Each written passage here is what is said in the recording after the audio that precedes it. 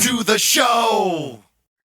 Hey everyone, I wanted to make a quick video here concerning something that I read earlier this week that if this is true, it's rather alarming. And I have no reason to really doubt it. This comes from Philip Giraldi. He's a former counterterrorism specialist and military intelligence officer of the United States Central Intelligence Agency, the CIA. He is executive director of the Council for the National Interest. There's a story that come across concerning the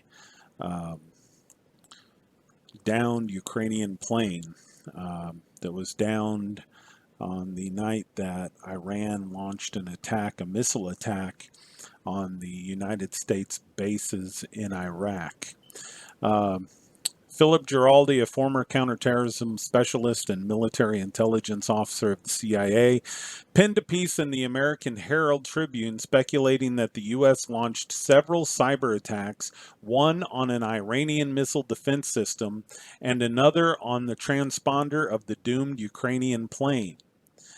Giraldi explains the Iranian missile operator experienced extreme jamming and Ukraine International Airlines Flight 752's transponder was switched off several times before the two Russian-made Tor missiles were launched. The shutdown of the transponder, which would have automatically signaled to the operator and the Tor electronics that the plane was civilian, instead automatically indicated that it was a hostile. The operator, having been particularly briefed on the possibility of incoming American cruise missiles, then fired. Giraldi said the Tor missile system used by Iran is vulnerable to being hacked or spoofed, and at the same moment, Flight 752's transponder was taken offline to create an aviation accident that would be attributed to the Iranian government.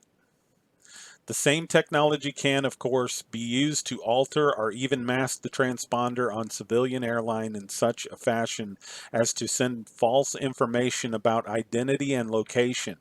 The United States has the cyber and electronic warfare capability to both jam and alter signals relating to both airliner transponders and to the Iranian air defenses. Israel presumably has the same ability, Giraldi said.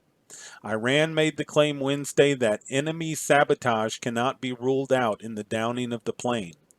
Iranian Brigadier General Ali Abdullahi suggests the U.S. hacked missile defense systems to make it appear Flight 752 was an incoming missile. Iranian President Hassan Rouhani also accused the U.S. of being responsible for the downing of the plane, saying the root of all sorrows goes back to America. This cannot be a reason for us not to look into all the root causes. He added that one cannot believe that a passenger plane is struck near an international airport while flying in a commercial flight channel after previously saying that IRGC commanders were not the only ones involved in the plane downing, noting that there were others too.